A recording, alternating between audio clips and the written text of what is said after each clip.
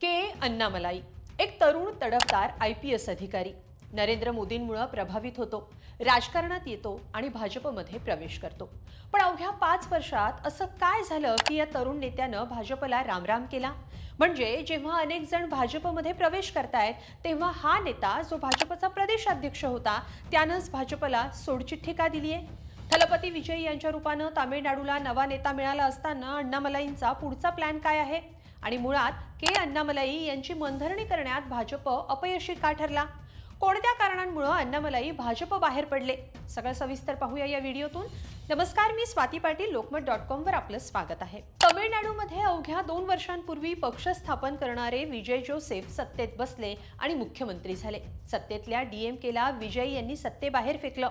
पण या दरम्यान भाजपचा एक तरुण नेता पक्षापासून दुरावला। त्या नेत्याचं नाव आहे के अण्णामलाई।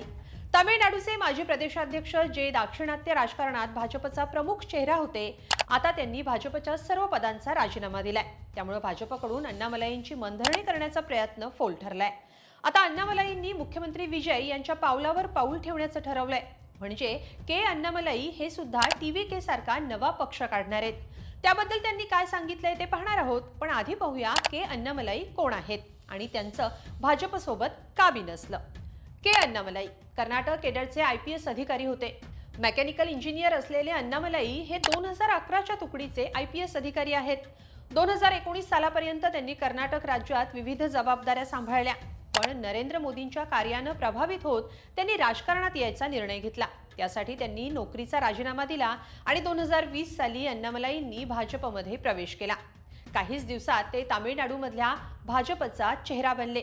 2021 मध्ये भाजपनं त्यांच्यावर प्रदेशाध्यक्ष पदाची जबाबदारी सोपवली। त्यानंतर त्यांनी एन मन्न एन मक्कल म्हणजे माझी भूमी माझे लोक या स्लोगननं पदयात्रा काढली। त्यांनी अख्खा तामिळनाडू पिंजून काढला। यामुळे तमिळी जनतेसमोर ते एक आयकॉनच्या रूपात दिसले। पण निवडणुकीत त्यांना यश मिळालं नाही। 2021च्या विधानसभा निवडणुकीत अरवाकुरिची या मतदारसंघातून त्यांनी निवडणूक लढवली, पण ते हरले। खरं तर अण्णामलाई यांनी तत्कालीन DMK सरकार विरोधात प्रखर विरोधी भूमिका मांडली होती। तामिळनाडूमधला भ्रष्टाचार आणि कायदा सुव्यवस्थेच्या मुद्द्यांवर त्यांनी DMK विरोधात सातत्यानं आवाज उठवला। त्याचवेळी त्यांनी 2024च्या लोकसभा निवडणुकीत कोयंबतूर मतदारसंघातून निवडणूक लढवली, पण तिथंही त्यांच्या वाट्याला अपयश आलं। अशात 2026च्या विधानसभा निवडणुकीत भाजपनं AIADMK सोबत युती केली, ज्यावर अण्णामलाई नाराज होते। युती करताना पलानीस्वामींनी अण्णामलाईंना दूर ठेवण्याची अट घातली आणि भाजप नेतृत्वानं ती मान्यही केली। अण्णामलाईंना प्रचारापासून दूर ठेवलं। इथंच अण्णामलाईंच्या मनात पक्ष सोडण्याबाबतची ठिणगी पेटली। या ठिणगीचा पुढे वणवा कसा पेटला पाहूया। भाजपनं अण्णामलाईंना बाजूला सारत विधानसभा लढवली, पण भाजपला अवघी एकच जागा जिंकता आली। पुढे राज्यसभेच्या निमित्तानं भाजपनं त्यांना डावलल्याचं आता समोर आलं आणि त्यांची नाराजी आणखी वाढली। भाजपच्या राज्यसभा उमेदवारांच्या यादीत नाव न आल्यामुळे अण्णामलाई नाराज झाले। त्यांना आंध्र प्रदेशातून राज्यसभेवर पाठवण्याची चर्चा होती, मात्र ऐनवेळी भाजपनं आपल्या कोट्यातली जागा तेलुगू देसम या आपल्या घटक पक्षाला दिली। या सगळ्यानंतर अण्णामलाईंनी 5 पानी पत्र लिहित पक्षाकडे राजीनामा पाठवला।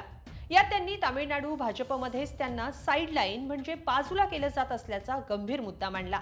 तसंच AIADMK सोबतच्या युतीमुळे विधानसभा निवडणुकीत भाजपच्या मतांची टक्केवारी घटली आणि राज्यातली पक्षाची ताकद कमी झाली असा आक्षेप त्यांनी या पत्रात नोंदवला। त्यानंतर अमित शहांनी त्यांची भेट घेतली। भाजपच्या ज्येष्ठ नेत्यांनी अण्णामलाईंची मनधरणी करण्याचा आणि निर्णय बदलण्याचा शेवटचा प्रयत्न केला, पण अण्णामलाई आपल्या भूमिकेवर ठाम राहिले। अखेर पक्षाला त्यांचा राजीनामा स्वीकारावा लागला। अण्णामलाईंनी पक्षाच्या सदस्यत्वाचाही राजीनामा दिलाय। त्यामुळे भाजपनं अण्णामलाई यांना प्रदेशाध्यक्ष पदावरून हटवून नयनार नागेंद्रन यांची तामिळनाडूमध्ये नियुक्ती केली आहे। दरम्यान 42 वर्षांचे अण्णामलाई आता पुढे काय करणार याची सगळ्यांना उत्सुकता होती। त्या प्रश्नाचंही उत्तर त्यांनीच दिलंय। अण्णामलाईंनी सोशल मीडियावर एक व्हिडिओ पोस्ट केलाय आणि एका नव्या राजकीय पक्षाची स्थापना करणार असल्याचं सांगितलंय। वी द लीडर्स नावाचा हा पक्ष तमिळी जनतेच्या प्रश्नांवर आंदोलन करणार असल्याचंही त्यांनी सांगितलं। ग्राफिक्सच्या माध्यमातून पाहूया अण्णामलाईंनी पक्षाची घोषणा करताना नेमकं काय म्हटलंय। 4 डिसेंबर 2025 रोजी मी भाजपचा राजीनामा देणार असं पक्षाला सांगितलं होतं, पण पक्षानं मला निवडणुका झाल्यानंतर जा असं सांगितलं। तामिळनाडूच्या लोकांना समजेल अशा भाषेत राष्ट्रीय पक्ष कधी बोलले नाहीत। मी हा विचार बदलण्याचा प्रयत्न केला अनेक अंतर्गत आणि बाहेरील अडथळे असूनही बऱ्याच प्रमाणात मी यशस्वी ठरलो। या सगळ्यात भाजपच्या वरिष्ठ नेतृत्वाने जे समर्थन दिलं त्याबद्दल मी त्यांचा आभारी आहे। पण या काळात मी भाजपचा आहे की तमिळ हे ठरवणं मला अवघड बनलं होतं। त्यामुळे आजपासून आपण वी द लीडर्स नावानं एक आंदोलन सुरू करत आहोत। हा आपला राजकीय पक्ष पुढची म्हणजे 2031 ची तमिळनाडू विधानसभा निवडणूक लढेल असं सांगत अण्णामलाईंनी नव्या पक्षाची घोषणा केली। एकंदरीत भाजपला तामिळनाडूत नवीन ओळख देणारा नेता भाजपनं आता गमावलाय। अवघ्या 2 वर्षांच्या थलपती विजय यांच्या टीव्हीके पक्षानं तमिळनाडूत सत्ता स्थापन केली आहे। आता सी विजय जोसेफ यांच्या पावलावर पाऊल ठेवत अण्णामलाई देखील स्वतंत्र पक्ष सुरू करतायत। तमिळ जनता अण्णामलाईंना कशी साथ देणार हे पाहावं लागेल। अण्णामलाईंच्या भाजप सोडण्यावर आणि नव्या पक्ष स्थापनेबाबत तुम्हाला काय वाटतं कमेंटमध्ये नक्की लिहा आणि lokmat.com ला सबस्क्राइब करा। धन्यवाद।